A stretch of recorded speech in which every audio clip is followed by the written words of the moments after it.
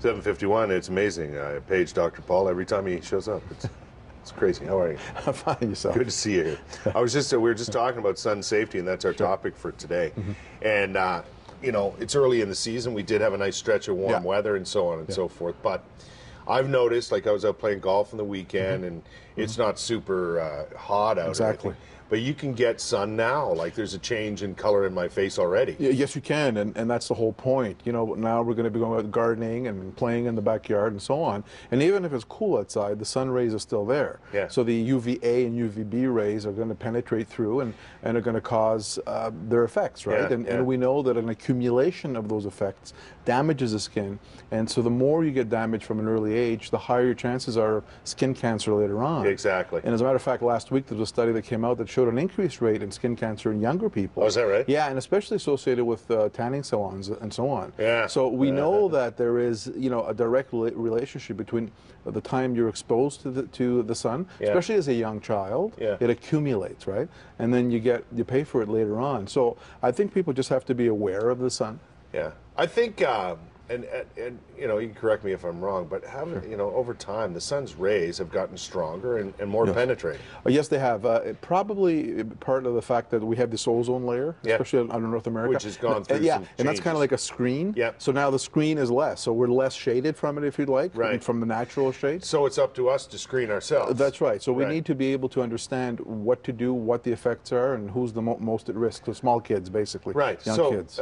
Make sure you have the proper sunscreen on. That's the key. Exactly. Sunscreen and some other non-sunscreen things. But the first thing to know is when is the sun the highest. So between 11 and 2 p.m., 11 a.m. and 2 p.m., the UVA and B rays are the highest. So in terms of sunscreen, you need to have a sunscreen on. And SPF is a sun protection factor, it's called. It's if a 15, for example, it protects you for 15 times as long as if you wouldn't have had it on. Right. I recommend 30 for kids, basically. Yeah. And to put it on about 15 to 20 minutes before you go outside, because it takes that long to work.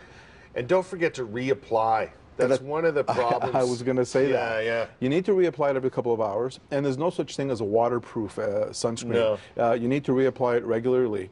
The other thing too is in young children and especially babies, sunscreen is probably not recommended less than 6 months of age. But what you should be doing is they should be wearing hats and shades and a hat. And I've seen kids wearing hats, the baseball caps, but backwards like catchers. It doesn't protect you. You need to have the bill in front of you. Yeah.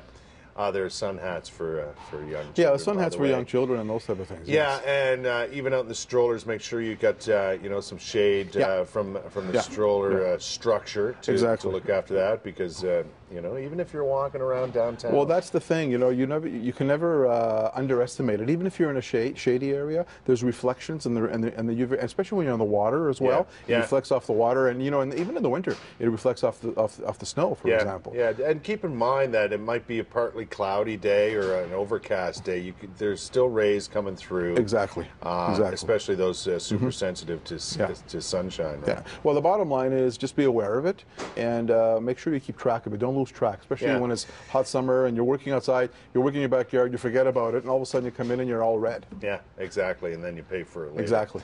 What about, you mentioned you like 30 SPF for I kids? like 30 SPF for kids, yes. Are there certain brands or certain types that you recommend? Well, yes, I would recommend something that does not have PABA, P-A-B-A.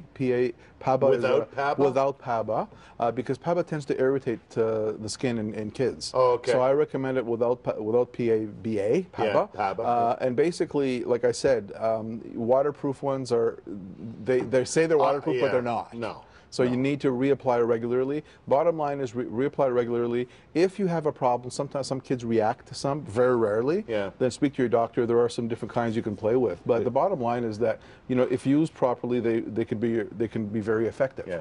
Lots of information out there too, available to people. Some good advice early in the season. Think about that. Thanks for dropping by. Thank you. Good to see you.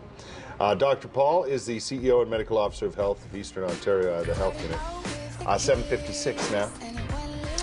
I believe somebody just arrived with a small horse. Anything could happen on this program, and I believe there is a pony going to appear on the show. We'll take a break and figure that out and get back to you with hour 3 of CTV Morning Live. We'll break.